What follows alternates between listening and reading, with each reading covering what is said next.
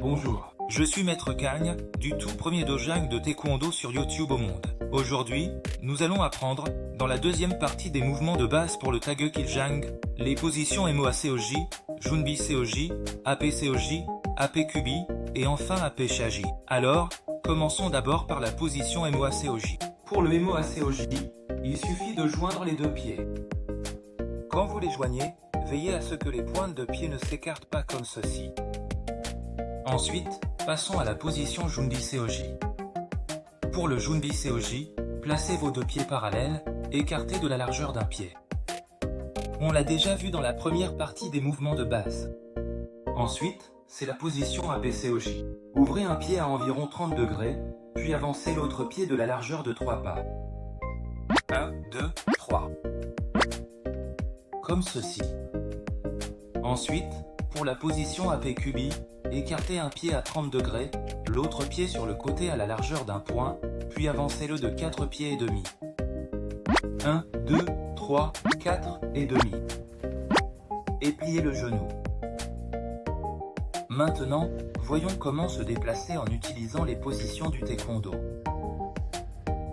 D'abord, la dernière fois, j'ai expliqué que tous les mouvements de main étaient composés de deux parties, et c'est pareil pour les positions. Il y a le mouvement préparatoire, puis l'appui. Ces deux mouvements composent l'ensemble. Et la position est à l'opposé de la marche. Quand on marche normalement, on pose d'abord le talon au sol, mais pour la position, il faut poser d'abord la pointe du pied. Poser la pointe du pied en premier, c'est le mouvement préparatoire, puis en posant le talon, on pivote l'autre pied, c'est l'appui. Même lorsque vous avancez, il faut d'abord poser la pointe du pied, puis, en posant le talon, pivotez l'autre pied pour prendre la position. C'est pareil pour la position avant. Pour la position avant aussi, écartez les pieds à la largeur de la position, posez d'abord la pointe du pied, puis, en posant le talon, pivotez l'autre pied. Pour le déplacement, faites-le exactement comme vous l'avez fait pour la position avant. Alors, maintenant, nous allons apprendre le coup de pied avant dans le Pumse. La partie du pied utilisée pour le coup de pied avant est le dessous de l'avant-pied. On l'appelle aussi la pointe du pied. Et pour tous, ou presque tous les coups de pied, le genou doit monter en premier. De profil, on voit d'abord le genou, puis le pied, et l'ensemble forme la jambe. Tout le monde le sait.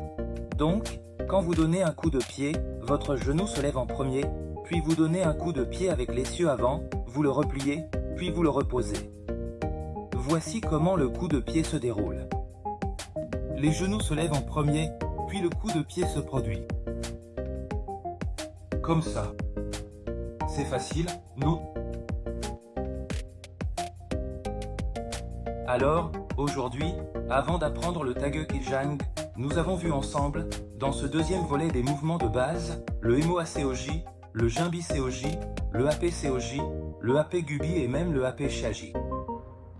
Vous suivez bien, n'est-ce pas? N'abandonnez pas.